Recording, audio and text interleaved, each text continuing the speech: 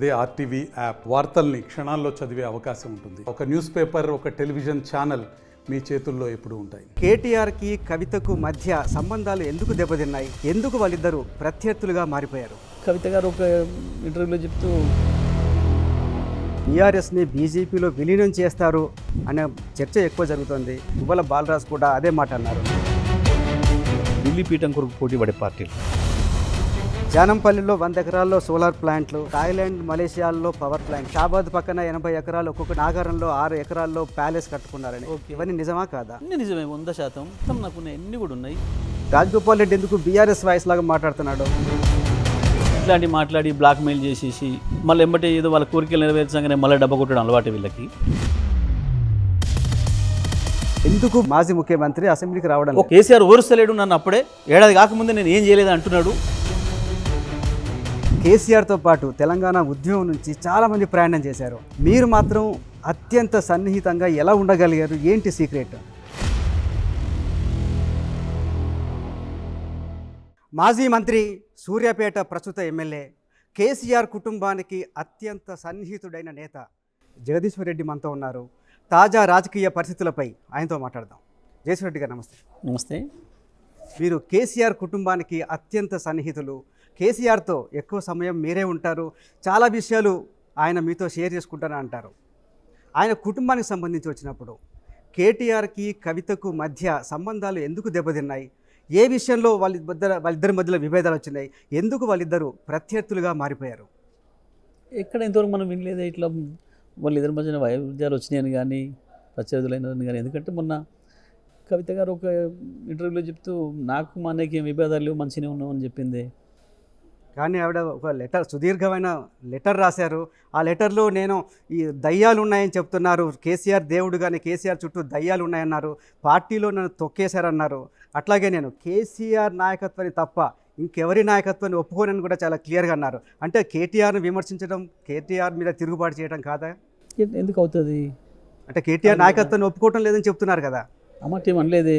ఎవరు అడిగినప్పుడు, రిపోర్టర్లు అడిగినప్పుడు చాలా మంచిగా చెప్పినారు. కేసీఆర్ నాయకత్వాన్ని మాత్రమే ఒప్పుకుంటాను, ఇంకెవరిని అంగీకరించను అంటే వర్కింగ్ ప్రెసిడెంట్ కేటీఆర్ని నాయకుడిగా గుర్తించను అని చెప్పడం కాదా?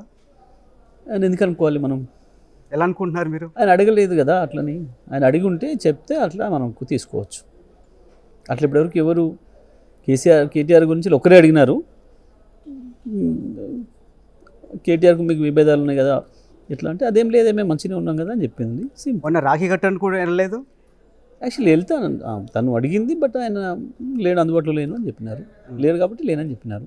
కానీ కవిత చాలా తీవ్రమైన విమర్శలు చేస్తున్నారు. ఒక రకంగా చెప్పాలంటే ప్రత్యర్థి పార్టీలు చేసేంత తీవ్రమైన విమర్శలు. ఉదాహరణకి పార్టీలో ప్రజాస్వామ్యం లేదు, పార్టీలో తెలంగాణ వాదులకు సరైన గుర్తింపు ఇవ్వటం లేదు, అసలు సామాజిక తెలంగాణే రాలేదు అన్నారు. అది కేసీఆర్ ప్రభుత్వాన్ని విమర్శించడం కాదా? మరి కేటీఆర్ మీద విమర్శ ఎందుకు అవుతుంది? అది ఓకే, పార్టీ కేసీఆర్ మీద విమర్శ అంటారు, కేటీఆర్ మీద కాదు కదా. ఓకే, అంటే కవిత విమర్శలన్నీ కూడా కేసీఆర్ను ఉద్దేశించి చేసినవే. అది ఆలోచించుకోవాల్సిన విషయం. అది మరి ఎందుకనంటే మీరు అన్నట్లు కేటీఆర్ మీద విమర్శ కాదు, అది కేటీఆర్ నిర్ణయం కాదు, కేటీఆర్ ఒక్కడే కాదు కదా పాలసీ మేకర్. కానీ సామాజిక తెలంగాణ రాలేదు అన్నప్పుడు, తెలంగాణ బాధలకు సరైన గుర్తింపు రాలేదు అంటే డైరెక్ట్గా కేటీఆర్ని కానీ కేసీఆర్ని కానీ విమర్శించడం కాదా? మొత్తం పార్టీని అన్నట్టు అవుతుంది.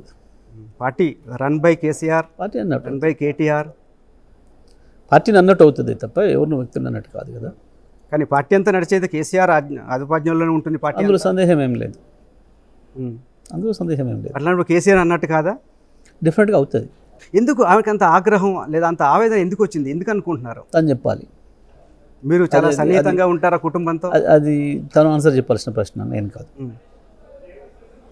ఈ ప్రశ్న మీరు వారిని అడగాలి. మీకు ఏమైనా క్లూ లేదా? ఏమి చాలా ఆ కుటుంబంతో మీకు సన్నిహిత సంబంధాలు ఉన్నాయి? మేము వాస్తవానికి ఈ అంశాలను దేని మేము సీరియస్గా తీసుకోలేదు, పెద్ద మేము చర్చలు కూడా పెట్టుకోలేదు.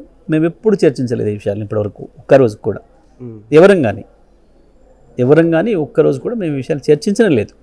ఓకే, ఆవిడ చేసిన ఆరోపణలకు సంబంధించి పార్టీలో జరిగిందా? మౌలి గారు, మీరు ఇంతసేపు 3-4 ప్రశ్నలు ఆ విషయం వేసినారు, కానీ నేను చాలా క్లియర్గా గతంలో కూడా చెప్పినా, మళ్ళీ అదే చెప్తున్నా. ఇంత సమయాన్ని మేము ఎప్పుడు కేటాయించలేదు ఈ సమస్య ఇది చర్చించడం కొరకు. దాన్ని మేము పెద్ద సమస్యను తీసుకోలేదు మొదలు. ఎందుకు కవితను మీరు సీరియస్గా మేము కేటీఆర్ కేసీఆర్ దగ్గర చర్చ క్వశ్చనే లేదు, పొరపాట్లు కూడా ఎన్నడూ మా మధ్య నా పేరు కూడా రాలేదు. It is very clear. నేను గతంలో అదే చెప్పినా, అంతే తప్ప అందులో ఏమీ లేదు. ఒక్క మీడియా మిత్రులు మాత్రమే మాట్లాడుతున్నారు ఈ విషయం తప్ప ఎప్పుడు మా క్యాడర్లో చర్చ రాలేదు, మా మధ్యన మా నాయకుల మధ్య చర్చ రాలేదు, ఎప్పుడు ఎక్కడ కూడా రాలేదు. కానీ తెలంగాణ మొత్తం చర్చ జరుగుతోంది, చాలా పార్టీలు దీని మీద స్పందిస్తున్నాయి. తెలంగాణ మొత్తం అని మీరు అంటున్నారు, కానీ మేము ఏమంటున్నామంటే ఎక్కడ కూడా లేదు చర్చ, ఇది కేవలం మీడియా సర్కిల్స్లో మాత్రమే ఉన్నది అని నేను చెప్తున్నా. కేసీఆర్ చుట్టూ దయ్యాలు ఉన్నాయన్నారు, ఆ దయ్యాలు ఎవరు? అందులో మీరు కూడా ఉన్నారు. ఎవరన్నారు? కవిత అన్నారు. మరి వారిని అడగాలి, వారు చెప్పాలి కదా. దాని మీద మీరు కూడా చర్చ. ఎందుకంటే కొంతమందికి కొంతమంది దయ్యాలను భావించేది కొంతమంది దేవుళ్ళుగా భావిస్తారు, కొంతమంది దేవుడు అని భావించే వాళ్ళని కొంతమంది దయ్యాలుగా భావిస్తారు. ఉదాహరణకు మనం ద్రావిడ్స్ ఆరియన్స్ తీసుకుందాం, ఎవరెవరిని పూజిస్తున్నారో మనకు తెలుసు. మరి అప్పుడు ఎవరు దయాలనుకుంటున్నారో వాళ్ళు చెప్పాలి, కానీ అన్నవాళ్ళని అడగాల్సిన ప్రశ్న మీరు నన్ను అడిగింది ఇట్లా. మీరేమో దాని మీద ఆత్మవిమర్శ చేసుకోలేదా పార్టీ? అసలు మాకు ఎందుకు, మేము పంచుకుంటే కదా ఆ వ్యాఖ్యల్ని మేము వింటే కదా, అసలు మేము వినదలుచుకున్న వ్యాఖ్యల మీద చర్చ ఎందుకు చేస్తాం? ఓకే, అంటే కవిత ఏం చెప్పినా కూడా మీరు వినదలుచుకోలేదు? మేము వినలేదు, ఇప్పటివరకు చర్చించుకోలేదు. కనీసం నాకు అన్యాయం జరిగింది, పార్టీలో తొక్కేశారు అన్న ఆవేదనను పట్టించుకున్నారా? అసలు మేము అది వినని కూడా వినలేదు. అంటే కవిత ఏం చెప్పినా మీరు వినదలుచుకోలేదు? నేను ఏమంటున్నా, మేము ఇటువంటి చర్చల వచ్చిన వ్యాఖ్యల పైన మేము ఎన్నడూ వినలేదు, వాటి మీద చర్చ చేయలేదు. కానీ ఆ కవిత చెప్పిన దయ్యాల్లో మీరు కూడా ఉన్నారని చెప్పి చర్చ జరుగుతుంది. వస్తున్నాను కొంతమంది దయ్యం కోసం దేవుడికి కోసం, దానికి నేను బాధ్యత కాదు కదా. చూసేటోళ్ళ దృష్టిని బట్టి ఉంటుంది కదా, నాకే ఉంది. వాళ్ళు చూసేటోళ్ళ దృష్టిని బట్టి వాళ్ళు అనుకోవచ్చు, కానీ నేను ఇట్లనే ఉంటాను కదా. కానీ మీ మీద కూడా చాలా తీవ్రమైన విమర్శలు చేశారు. ఓకే, మిమ్మల్ని నిలుపుట్ అన్నారు, మీ వల్లే పార్టీ నల్లగొండ జిల్లాలో నాశనం అయిపోయింది అన్నారు. దానికి మీ స్పందన ఏంటి? నేను వాటికి చాలా స్పష్టమైన సమాధానం చెప్పిన అదే రోజు. ఆ తర్వాత మళ్ళీ ఏం లేదు దానిపైన. బహుశా నేను చెప్పింది నిజం కాబట్టి మళ్ళీ రియాక్షన్ లేదు. సమాధానం ఒకసారి మళ్ళీ చెప్తారా? చాలా క్లియర్ చెప్పిన నేను. చెప్పినప్పుడు సరే, తను కూడా మరి తొందరపడి మాట్లాడిందో, సడన్గా వచ్చిన క్వశ్చన్ కాబట్టి కన్ఫ్యూజ్ అయ్యి మాట్లాడిందో తెలియదు, కానీ మాట్లాడకూడని మాటలు మాట్లాడింది. తర్వాత బహుశా నేను ఇచ్చిన ఆన్సర్తో సపోర్ట్ చేయలేదు అని అంటే రిగ్రెట్ అయి ఉంటుందని నేను అనుకున్నాను, అంతే. ఓకే, కాబట్టి దాని మీద మళ్ళీ చర్చ అనవసరం అనేది నా ఉద్దేశం. కానీ కవితను మీరు అవమానించారు. ఆవిడ నల్గొండ జిల్లాకు వచ్చినప్పుడు ఆవిడ కలవకుండా ఆమెకి జిల్లాకు వస్తున్నప్పుడే మీరు బయటికి వెళ్ళిపోయారు, అది నిజం కాదా? అక్కడ అదేంటి జాతరకి ఏదో వచ్చినట్టున్నారు, రాజపల్లి జాతరకు. నేను చూసి హైదరాబాద్కి వచ్చిన తర్వాత వారు అక్కడికి వచ్చినట్టు. కానీ ఆ సమాచారం తెలుసుకునే మీరు హైదరాబాద్కి వచ్చిన అంటారు? నేను ఇటు వచ్చిన తర్వాత బయలుదేరినారు, నాకు ఫోన్ చేసినారు. చేస్తే ఇట్లా నేను వచ్చినాను, కొంచెం ఫీవర్గా ఉంది, మీరు వెళ్ళండి అమ్మా అని చెప్పి నేను ఏర్పాట్లు ఇస్తున్నాను, వచ్చారు అంతే. దేవుని దర్శనానికి పోతే పెద్ద ఇష్యూ ఉంది. కానీ ఇప్పుడు కవిత పార్టీలో ఉన్నారా లేదా? టెక్నికల్గా ఉన్నారు కదా. ఓకే, ఆమెను బొగ్గుగని కార్మిక సంస్థ అధ్యక్షురాలిగా తీసేసి కొప్పుల ఈశ్వర్ గారికి ఇచ్చారు. ఏమైనా మెసేజ్ ఇవ్వదలుచుకుందా పార్టీ? డెఫినెట్గా తను సొంత యాక్టివిటీ చేసుకుంటున్నప్పుడు ఆ యాక్టివిటీ కూడా ఇంకోటి పెట్టాలి కాబట్టి పెట్టుంటారు. చర్చ దాని మీద. దానికి కవిత సొంత పార్టీ పెట్టుకుంటున్నారనే వార్తలు కూడా వస్తున్నాయి, ఏమన్నా నిజం ఉందా దాంట్లో? అది పెద్ద మేము ఇప్పుడు దాని గురించి పెద్ద చర్చ చేయలేదు. ఇప్పుడు మేము విషయాలు సీరియస్ తీసుకోలేదు ఫస్ట్. ఇంకొకటి, ఈ మధ్య అంటే బీఆర్ఎస్ని బీజేపీలో విలీనం చేస్తారు అనే చర్చ ఎక్కువ జరుగుతుంది. కవిత ఆరోపణ చేశారు, అదొక విషయం. అయితే ఈ మధ్య మీ పార్టీ నుంచి బీజేపీలో చేరిన గువ్వల బాలరాజు కూడా అదే మాట అన్నారు. నిజంగా అలాంటి ప్రయత్నమైనా జరుగుతోందా? సింపుల్ చంద్రమౌళి గారు, మా పార్టీ పుట్టిన 25 సంవత్సరాల కాలంలో మేము బీజేపీ అంటూ కూడా నడిపోలేదు. ఒకసారి కాంగ్రెస్తో పొత్తు చేసినాము, ఒకసారి తెలుగుదేశంతో పొత్తు చేసినాము. ఇంత వ్యతిరేకించే పార్టీలైనా తెలంగాణ కొరకు వాళ్ళతో జై తెలంగాణలో అనిపించాలని. బీజేపీ ఎప్పుడు మాకు అగర్భ శత్రువుగానే ఉంది. సహజంగానే మోడీ గారు ఎందుకో తెలంగాణ వ్యతిరేకి, తెలంగాణ రాష్ట్ర ఏర్పాటును కూడా వ్యతిరేకించిన ఆయన. ఈ విషయం ఇయ్యాల కొత్తగా ఏం పుట్టలేదు. గత చాలా కాలంగా అనేక మీడియా సంస్థలు వీటిని వదిలినే బయటికి ఇష్టం వచ్చిన రాతలు రాసిండ్రు. మేము ఇట్లా కంటిన్యూ అవుతున్నాం, వాళ్ళు అట్లే ఉన్నారు. ఇవాళ బీజేపీ మమ్మల్ని శత్రువుగా చూస్తుంది ఈ రాష్ట్రంలో. ఎవరిని అడిగినా చెప్తారు మీరు.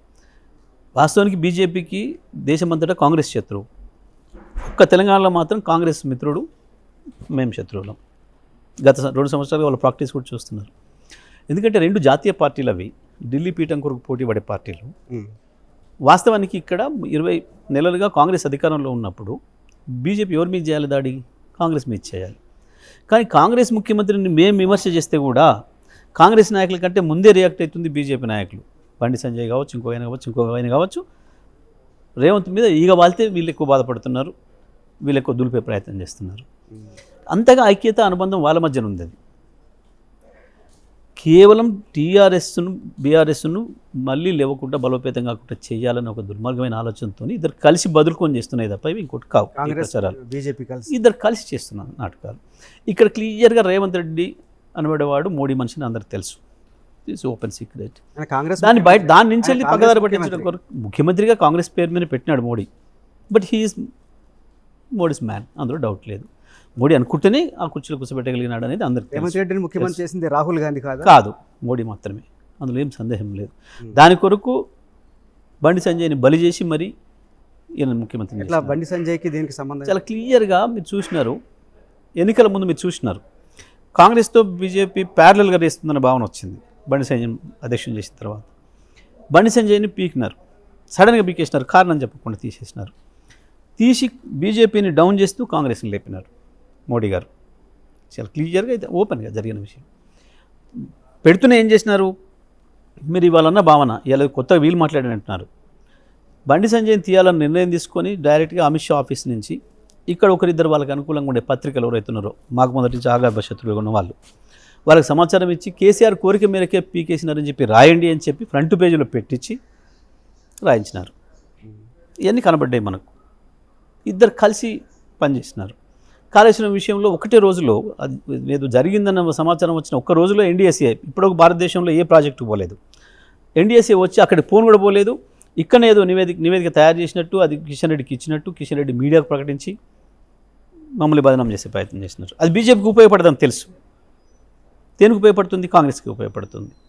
చాలా క్లియర్గా కాంగ్రెస్ రూపంలో ఉన్నాడు ముఖ్యమంత్రి రేవంత్ రెడ్డి, బట్ మోడీ మనిషి అని చెప్పడానికి ఇట్లా 1 నుంచి 100 కారణాలు అంటున్నారు. కానీ బీజేపీ బీఆర్ఎస్ ఒక్కటనే వాదన ఏదైతే ఉందో 2023 ఎలక్షన్లో కూడా బీఆర్ఎస్కి నష్టం కలిగించింది.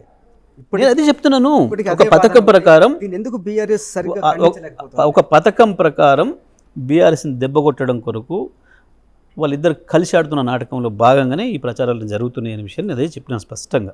వాళ్ళిద్దరు కలిసి మమ్మల్ని శత్రువుగా భావిస్తున్నారు. ఇక్కడ వాళ్ళిద్దరు మాకు భయపడుతున్నారు, కేసీఆర్కి భయపడుతున్నారు. 2 జాతీయ పార్టీలు కూడా కేసీఆర్కి భయపడుతున్నాయి. చాలా క్లియర్ కనబడుతుంది.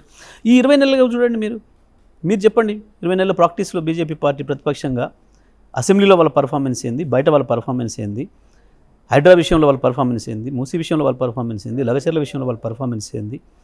అనేక ప్రజా వ్యతిరేక కార్యక్రమాలు ఈ ప్రభుత్వం తీసుకుంటున్నప్పుడు వాళ్ళ ప్రవర్తన ఎట్లా ఉంది, ఇవన్నీ కూడా మీరు కానీ చూస్తారు. మూసీ విషయాల్ని వాళ్ళు చాలా తీవ్రంగా వ్యతిరేకిస్తున్నారు. ఏం కిషన్ రెడ్డి దగ్గర నుంచి చాలా మంది నాయకులు ఏం ఒక రోజు నిద్ర చేశారు. కిషన్ రెడ్డి కేవలం ఆయన అంతకుముందు శాసనసభకు ప్రాతినిధ్యం వహించిన నియోజకవర్గంలో ఒక పెద్ద అలజడి వచ్చింది కాబట్టి ఒక్క పూట పోయి ఒక డ్రామా చేసేసి ఆడేదో నిద్ర చేసి వచ్చినాను మాట్లాడండి.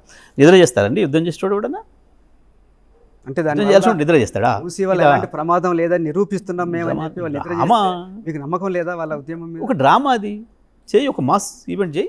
ఎందుకు వచ్చేయలే, ఎందుకు చేయలేదు? వస్తే నువ్వు రోజు పోయి ప్రజలు జో కొట్టినట్టు చేసి వచ్చినావు, క్లియర్ కనబడుతుంది కదా. ఈ విషయంలో బీఆర్ఎస్ చేసింది ఏంటి? బీఆర్ఎస్ చాలా అద్భుతమైన పోరాటం చేసింది. మా పోరాటం వల్లనే ఇవాళ ఆగి ఉన్నది. అది లేకపోతే ఈ పాటికి మొత్తం పేదల ఇంట్లో కూలగొడుతుంది. ఇక్కడ ఎలాంటి పోరాటం చెప్పగలుగుతారా? బ్రహ్మాండంగా ప్రజల్ని ర్యాలీ చేసినాము, ప్రజల దగ్గరికి పోయినాం, పెద్ద ఎత్తున సమావేశాలు పెట్టినాం, అన్నిటికి సిద్ధంగా ఉండాలని చెప్పినాం. కేటీఆర్ గారు మొత్తం మూసి పరివాహక ప్రాంతంలో ఇక్కడి నుంచి అక్కడికి ఏ ఇండ్లు అయితే కూలిపోతున్నాయో వాళ్ళకి పోయి ధైర్యం ఇచ్చినాం. మేము వచ్చి బుల్డోజర్ గడ్డం పడుకుంటామని చెప్పినాం. పెట్టిన మార్కింగ్లను కూడా ఆపినాం. ఇవాళ పెట్టిన మార్కింగ్లు అయిపోయినాయి కదా. 13,000 ఇండ్లు కూలగొట్టడానికి పెట్టిన మార్కింగ్లు. ఇది తప్పు అని చెప్పినాం. ఇది కేవలం డబ్బుల కొరకు ఒక స్కామ్ కింద చేసే ప్రయత్నం తప్ప వీళ్ళు చెప్పింది అవసరం లేదు. మూసీని ఎట్లా రెజ్యూనేట్ చేయాలనో మేము చెప్పినాం, మేము చేసినాం, మేము ప్రారంభించినాం. దాని అంతా కూడా ప్రజలకు చూపించినాం. పవర్ పాయింట్ ప్రజెంటేషన్ ఇచ్చి కేటీఆర్ గారు 16,500 కోట్లతో సరిపోతుంది, ఇది ఎవరు ఒక ఇల్లు కూలగొట్టే పని లేదు, చాలా స్పష్టంగా చూపించినాం. వాటర్ని ఎట్లా క్లీన్ చేయాలో చూపించినాం, ఎట్లా నాలాలు ఎట్లా డెవలప్ చేయాలో చూపించినాం. ప్రజలకి అవతలికి ఇతలకి వెళ్ళడానికి కొత్తగా 16 బ్రిడ్జిలు కట్టడానికి ఖర్చు ఎంతనో చెప్పినాం. ప్రతిదీ చెప్పినాం. రేవంత్ రెడ్డి అదే పని చేస్తానన్నప్పుడు మీరు దాన్ని ఎందుకు ఆ వ్యతిరేకిస్తారు? పనిని మేము వద్దంటలేం లేదు. ప్రజల ఇండ్లు కూలగొట్టి 150,000 కోట్ల ఖర్చు పెడుతున్నప్పుడు మాత్రమే వ్యతిరేకించడం. బీఆర్ఎస్కి సంబంధించి కష్టకాలంలో ఉందా, ఒక సంక్షోభంలో ఉందా? ఒకవైపు కేసీఆర్ గారికి హెల్త్ బాగాలేదు, ఒకవైపు చాలా అవినీతి ఆరోపణలు, కేసులు వస్తున్నాయి, ఇంకోవైపు పార్టీ నుంచి చాలామంది నాయకులు వెళ్ళిపోతున్నారు. ఏంటి పార్టీ భవిష్యత్తు మీకు ఎట్లా కనిపిస్తుంది? చాలా మంది నాయకులు ఎవరేం వెళ్ళిపోలేదు. ఇప్పుడు గోల బాలరాజు వెళ్ళిపోయాడు. బాలరాజు ఊడిపోతే దానికి ఏదో ఇంకా చెప్తున్నాను మీకు. పైలట్ అంతమంది మాకు అంతకంటే ఎక్కువ వస్తున్నారు. ఇంకా కొన్ని పేర్లు ఉన్నాయి. మాకు చాలా మంది వస్తున్నారు. పైలట్ రోహిత్ రెడ్డి వెళ్ళిపోతున్నట్టు పోవట్లేదు. టాక్ ఉంది. హర్షవర్ధన్ రెడ్డి వెళ్ళిపోతున్నాడు. మీరు పుట్టిస్తున్నారు. మరి జనార్దన్ రెడ్డి వెళ్ళిపోతున్నాడు. ఏమంటారంటే వాళ్ళు చాలా స్పష్టంగా ప్రకటన చేసి జైపాల్ యాదవ్ వెళ్ళిపోతున్నాడంట. మరి వీళ్ళందరూ బాలరాజు పోయిన నియోజకవర్గంలో మీటింగ్ పెట్టి కార్యకర్త ధైర్యం ఇచ్చి వచ్చినారు. బట్ మీరు వాళ్ళ మీదనే పుట్టిస్తున్నారు. వాళ్ళు చాలా స్పష్టంగా చెప్పినాక కూడా మల్లారెడ్డి మీద వీళ్ళందరూ కూడా అలాంటి వార్తలు వస్తున్నాయి. వాళ్ళ అల్లుడు రాజశేఖర రెడ్డి మీద వస్తున్నాయి. అవును, మీడియా రేవంత్ మీడియా పుట్టించుకుంటుంది, మాట్లాడుతుంది. రేవంత్ మీడియా బీజేపీ మీడియా రెండు కలిసి ఉన్నాయి కాబట్టి, చంద్రబాబు కూడా ఉన్నాడు కాబట్టి, అందులో ముగ్గురు కలిసి చేస్తున్న దాడి మీడియా వాళ్ళ చేతిలో ఉంది. స్లాటర్ హౌజులు ఉన్నాయి, నేను చెప్పిన స్లాటర్ హౌజులు మస్తు ఎటువంటి కాయమగొట్టే పనులు చేస్తున్నాయి. ఇంకా అంతే, దాంట్లో భాగంగా వస్తుంది. కానీ ఇప్పుడు ముఖ్యంగా బీఆర్ఎస్ మీద ఎప్పుడూ లేనని విమర్శలు, ఎప్పుడు లేనని అవినీతి ఆరోపణలు వచ్చినాయి. దాని మీద విచారణలు జరుగుతున్నాయి. మీకు తెలుసు, కాళేశ్వరం ప్రాజెక్టు మీద పీసీ ఘోష్ కమిషన్ నివేదిక ఇచ్చింది. అట్లాగే ఫోన్ ట్యాపింగ్ ఉంది. తర్వాత మీకు సంబంధించి యాదాద్రి పవర్ ప్లాంట్లో అవినీతి జరిగిందని, విద్యుత్ కొనుగోలు అవినీతి జరిగిందని, బర్రెలు గొర్రెల స్కామ్లు అవినీతి జరిగిందని, ఇన్ని అవినీతి ఆరోపణలు వచ్చిన సంక్షంలో మీరు ఎట్లా ఫేస్ చేయబోతున్నారు? అసలు నేను చాలా స్పష్టంగా చెప్పాను. మేమే అసెంబ్లీలో ఛాలెంజ్ చేసినాం, మీకు దమ్ముంటే విచారణ చేయండి అని.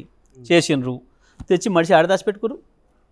ఎన్ని రోజులైంది ఎలక్ట్రిసిటీ మీద రిపోర్ట్ ఇచ్చి? ఎంతకాలం అయింది? ఆడబెట్టిర్రు? ఎప్పుడో ఇచ్చింది కదా రిపోర్టు. ఎలక్ట్రిసిటీ మీద రిపోర్ట్ సబ్మిట్ చేసిపోయారు కదా, 4 నెలలు దాటింది. దాని మీద ఇంకా మీరు విచారణ జరుగుతుందంటారేంటి? అయినా దాచి అన్నో పెట్టుకోరు కదా బయట కనపడకుండా.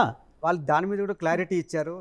మేము స్టడీ చేస్తున్నాం, దాని మీద యాక్షన్. 4 నెలలు పట్టిందా స్టడీ చేయడం? కాళేశ్వరం మీద ఇచ్చిన తెల్లవారే ఒక కమిటీని వేసేసి 3వ రోజు కూర్చొని నోటికి వచ్చిన అబద్ధాలు రాసుకొని కమిటీ రిపోర్ట్ అని లోపడబెట్టి బయట ఇది ఉంది అని చెప్పి ఒక దొంగ డ్రామాలు ఆడి వాళ్ళకి ఇష్టమైన మీడియా ఉంది కాబట్టి ప్రచారం చేసుకున్నారు. దాన్ని 4 నెలల నుంచి స్టడీ చేస్తున్నారా? దాని రిపోర్ట్ ఎంత ఉంది? దీన్ని 650 పేజీలు అన్నారు. దాన్ని 6.5 పేజీలు ఉందో లేదో. 6.5 పేజీలకు 600 రోజులు పడుతుందా విచారణ స్టడీ చేయడానికి? అంత అర్థం కాకుంటుందన్నట్ట మీకు రిపోర్టు. ఏమన్నట్టు, ఈ రిపోర్టు కూడా ఎందుకు బయట పెడతలేరు? పెట్టమని మేమే ఛాలెంజ్ చేసినాం కదా. మేము చీఫ్ సెక్రటరీకి ఇచ్చినాం. బాజాబ్తా పోయి మా హరీష్ రావు గారు చీఫ్ సెక్రటరీకి లెటర్ ఇచ్చినాడు, చలో రిపోర్ట్ ఇవ్వండి, బయట పెట్టండి, మా మీద ఏమొచ్చిందో అని. మేమే అడుగుతుంటే ఎందుకు భయపడుతున్నాం? ఎందుకు ఇస్తలేవు? నిజంగా అట్లా తప్పు ఉంటే మేము చెప్పింది వాస్తవం. మీరు వాగినవన్నీ చెత్త వాగుడు. మీరు మీ బీజేపీ, మీ చంద్రబాబు మీడియా కలిసి చేసింది అంతా తప్పుడు ప్రచారం. కేసీఆర్ కడిగిన వజ్రంలాగా తిరిగి వస్తాడు, మల్లెపువ్వులాగా పరిమళిస్తాడు. మీరు చేసిన ఆరోపణలన్నీ కూడా తప్పుడు అబద్ధాలు అని చెప్పి తేలిపోతాయి అని చెప్పి విచారణ చెయ్యండి అని చెప్పి మేమే డిమాండ్ చేసినాం. వాళ్ళే మాట రేపలబడ్డరు. అన్నీ కూడా వీళ్ళు గత 3-4 ఏళ్ళుగా బాగుతున్న అన్నీ కూడా చెత్తని, అబద్ధాలని కలిసి కూడబలుకొని ముగ్గురు కలిసి చేస్తున్న నాటకాలని ప్రజల ముందట నిరూపితం కాబోతుంది ఇప్పుడు మా పైన. ఓకే, ఈ కాళేశ్వరం ఆరోపణలు ఇవన్నీ ఒక పక్క అయితే, వ్యక్తిగతంగా మీ మీద ఆరోపణలు వచ్చినాయి, వాటికి ఏం సమాధానం చెప్తారు? నా మీద ఎప్పుడు వ్యక్తిగతమైన ఆరోపణలు ఎప్పుడు రాలేదు. కానీ మీరు ఈ చెత్త మాటలు కూడా 1-2 మాట్లాడినాం కానీ ఎక్కడ కూడా చూపిస్తారా నా మీద? ఇప్పుడు నా 20 సంవత్సరాల కాలంలో స్వయంగా ముఖ్యమంత్రి ఆరోపిస్తున్నారు, మీ జిల్లా మంత్రి వెంకటరెడ్డి ఆరోపిస్తున్నారు, జగదీశ్వర్ రెడ్డి 1000 కోట్ల ఆస్తులు సంపాదించడాన్ని. నిజంగా మీ దగ్గర ఎన్ని వేల కోట్ల ఆస్తులు ఉన్నాయి? మీరు చూపిస్తే మంచిది, అన్నోళ్ళు చూపిస్తే అయ్యో సరుకులు సార్ ఉన్నాయి చెప్పండి. 100 కోట్ల 1000 కోట్ల నాకు చెప్తే మీరు ఎక్కడో చూపిస్తే బాగుండు. ఇది చూపించి ఇది నీది అంటే నాదా కాదా, నాదైతే తీసుకోమని చెప్తానా, నాకు ఏమని చెప్తానో తెలుస్తా. ఒకటి జానంపల్లిలో 100 ఎకరాల్లో సోలార్ ప్లాంట్లు, థాయిలాండ్ మలేషియాల్లో పవర్ ప్లాంట్లు. ఓకే. అట్లాగే షాబాద్ పక్కన 80 ఎకరాలు, ఒక్కొక్కటి 50 కోట్ల విలువ చేసే 80 ఎకరాలు ఉన్నాయి. ఓకే. అట్లాగే నాగారంలో 6 ఎకరాల్లో ప్యాలెస్ కట్టుకున్నారని. ఇవన్నీ నిజమా కాదా? అన్నీ నిజమే, 100%. మొత్తం నాకు అన్నీ కూడా ఉన్నాయి. వస్తే మీరు వస్తే రాసిమంటే ఇస్తా, సంతకం పెడతా, తీసుకోండి. వాళ్ళకైనా ఏం లేదు, మీకైనా ఏం లేదు. సంతకం పెట్టమంటే పెడతా, అందులోకి వెళ్ళిపోండి మీరు తీసుకొని. మీ ఆస్తులు మాకెందుకు ఇస్తారు? అయ్యో నాదన్నప్పుడు నేను చెప్తున్నా కదా, ఇది వచ్చి ఇది నీదని చూపించేస్తే మీకు హ్యాండ్ ఓవర్ చేసేస్తా, మీరు దాంట్లోకి వెళ్ళిపోండి. ఆడున్న కాపలాదారులు చెప్పి ఈసారికి ఇచ్చేసిండ్రా, ఈ రోజు నుంచి పొమ్మని చెప్తే పోండి దాంట్లోకి. ఎక్కడెక్కడ ఉంటే ఆడ. ఇవన్నీ అబద్ధాలేనా? ఎక్కడుంటే అక్కడ పోదామంటున్నా నేను. మీకు షాబాద్లో 80 ఎకరాలు ఉందా? ఎక్కడ పోదామంటున్నా. నాకేముందో నేను అఫిడవిట్లో ఇచ్చిన. నా అఫిడవిట్లో ఉన్నది కాకుండా ఇంకేదైనా కొత్తది మీరు కనిపెట్టి ఇది కూడా మీదేనట్టు కదా అంటే మీకు అప్పచెప్పి వస్తాను. అంటే మంత్రులు, ముఖ్యమంత్రి చెప్పేయని అబద్ధాలు అంటారా? ముఖ్యమంత్రులు మాత్రం ఎప్పుడన్నా నిజం మాట్లాడడానికి విన్నారా మీరు? ఇప్పటివరకు వాళ్ళ జీవితంలో అసలు వాళ్ళ జీవితంలో ఎప్పుడన్నా ఒక నిజం గిది అని చెప్పి చెప్పగలరా? వాళ్ళ బతుకులకు నిజాలు మాట్లాడే అలవాటు ఉందా ఎప్పుడన్నా? నేను చేయలేదు ఎప్పుడు ఎవరి మీద ఆరోపణ ఇప్పటివరకు. బట్ నేను చేస్తే నిరూపించే పరిస్థితి ఉన్నప్పుడే చేస్తా. ఒకటి చేసినా ఇప్పుడున్న పొలిటికల్ లైఫ్లో అది నిజమని ఒప్పించిన. మీరు ఆరోపణలు వదిలేండి. మౌలి గారు, నేను ఒకటి చేసినా నిజమని ఒప్పించిన. ఏంటది? రాజగోపాల్ రెడ్డి 22,000 కోట్ల కాంట్రాక్ట్ అమ్ముడు పోయిండు బీజేపీకి అని చెప్పిన. మునుగోడు బై ఎలక్షన్స్ అప్పుడు కాంగ్రెస్ రాజీనామా చేసి బీజేపీ పోతే చివరికి ఆయన ఒప్పుకున్నాడు 22,000 కాదు 18,000 కోట్లది అని ఒప్పుకున్నాడు. నిజమేనా కాదా? కదా, అవి గట్ల ఉంటుంది నేను చేస్తే. 2014 ముందు ఏమీ లేని జగదీశ్వర్ రెడ్డి ఇప్పుడు 100 కోట్లు సంపాదించడానికి ఒక పని పదే వస్తున్నాయి. ఒక పని చేద్దాం మౌలి గారు, ఈ మాటలు నోడు ఎవడైనా కానీ, అది ముఖ్యమంత్రి ఇంకో మంత్రి, వాళ్ళ ఊర్లలో పోదాము, వాళ్ళ పూర్వ చరిత్రలు తీద్దాం. వాళ్ళ ఫాదర్స్ ఏమున్నారు, వాళ్ళ ఫోర్ ఫాదర్స్ ఏమున్నారు, వాళ్ళ చిన్ననాడు బతికింది ఎక్కడ, వాళ్ళు ఎట్టున్నారు. నా ఊరికి కూడా పోదాం, నాయి కూడా తీద్దాం. రెవెన్యూ రికార్డులు కూడా తీద్దాం, వాళ్ళ ఊర్లలో మా ఊర్లలో. ఎవడికి ఏం ఆస్తుండే, ఎవడు ఎట్లా బతికిండు, ఎవడు ఎట్లా బతకలేదు, ఎవరు ఎక్కడి నుంచి ఎక్కడికి వచ్చిండ్రు, బతికి చెడ్డోడెవడు, చెడు బతికినోడెవడు తీద్దామా? నాకు ఇష్టం లేదు, నేను ఎప్పుడు మాట్లాడాను. కానీ ఒకవేళ నేను వాళ్ళని కూడా అడుగుతాను, మీరు రెడీగా ఉన్నారా? ఎస్, మీ ఆస్తి నేనే చెప్తున్నా. ఎవడవద్దు మీరే రండి అంటున్నా. మీ ఇప్పుడు ఈ కెమెరాలే తీసుకొని పొండ్రి, నేను కూడా రాను, కావాలంటే మా ఊరికి పోండి, వాళ్ళిద్దరు ఊళ్ళకి పోండి. మీ ఆస్తులను చూపించడానికి రెడీ ఉన్నారు. స్వేచ్ఛగా నేను ఏమంటున్నా, నేను కూడా చూపించాను, మా ఊళ్ళోనే అడిగిరండి అంటున్నా. ఇంకా నేను చిన్ననాడు బతికిన వాతావరణం ఏంది, నా ఇల్లు ఏంది, నేను ఎట్లున్నా, నేను పెరిగిన వాతావరణం ఏంది తీసుకోండి. వాళ్ళ ఇళ్ళకి కూడా వాళ్ళ ఊళ్ళకి కూడా పోండి, తీసుకొని రండి. మీరు చెప్పండి, అప్పుడు చెప్పండి. మీరు నేను చేసే ఆరోపణలు వాళ్ళు చేసే ఆరోపణలు దిగా మీరే నిర్ణయం చేసి చెప్పేసేయండి ప్రజలకి. నేను మీకు అభ్యంతరం చెప్పాను. ఎంత ఉండేది మీకు చిన్నప్పుడు? నేను చెప్పను, ఎకరాలు ఉండేది. ఐఎమ్ సారీ, నేను ఏం చెప్పను. 100 కోట్ల నేను నన్ను విమర్శలు చేసే వాళ్ళకి నేను చెప్పాను సార్, ఇది మీ బతుకులేంది నేనేంది అనేది పబ్లిక్లో పెట్టి పంపిస్తున్నా, మీడియాలో పంపి. మీ జిల్లాకు వచ్చి ఐఎమ్ సారీ, ఐఎమ్ రెడీ అంటున్నా. నేను జిల్లాకు వచ్చి ముఖ్యమంత్రి ఉన్నాడు, తినడానికి తిండి లేని జగదీశ్వర్ రెడ్డి ఇప్పుడు 100 కోట్లకి ఎట్లా పడగలెత్తాడని నేను గద్దే అంటున్నా. నేనేముంటినని నేను చెప్పా, నువ్వేముంటివో నీవేముంటినో, నీ కథ ఏందో, నీ నేపథ్యం ఏందో, నువ్వు చిన్ననాడు పెరిగినవి ఏముందో, నువ్వు పెరిగిన వాతావరణం, ఇల్లు వాతావరణం ఎట్లా ఉండే వాళ్ళ వాతావరణం ఎట్లా? నేనేమంటున్నా, నేను అన్నను అంటున్నా, నా నోటితో నాకు ఇష్టం లేదు, నాకు ఇష్టం లేదు. నేను ఎప్పుడు వ్యక్తిగత ఆరోపణలు చేయలేదు. చెప్పండి ఒకసారి ప్రజల కోసం. నేను వ్యక్తిగత ఆరోపణలు చేయలేదు అని చెప్తున్నా. ఒక్కటి మాత్రం నేను చెప్తే ఏంటంటే, మీరు మీ ముందు తరంలో కానీ, ఇంకా అంత ముందు తరంలో కానీ నాకంటే ఎప్పుడు గొప్పగా లేరు. నేను మీ ఇద్దరికంటే మంచిగా ఉన్నా. ఓకే, నేను మా తాత కాంచి కానీ, మా తాత తండ్రి కాంచి కానీ, మా ఫాదర్ కాంచి కానీ మీ ఇద్దరికంటే కూడా నేను చాలా గొప్ప కుటుంబం నుంచి ఉన్నా, మంచిగానే ఉన్నా. ఈ గొప్పలు చెప్పుకోవడాలు, కాసేపటికి మళ్ళీ బీదేడుపులు ఏడవటాలు, నాకు ఇల్లే లేదని ఒక కథలు, బుద్ధి ఉండాలి కదా మాట్లాడితే.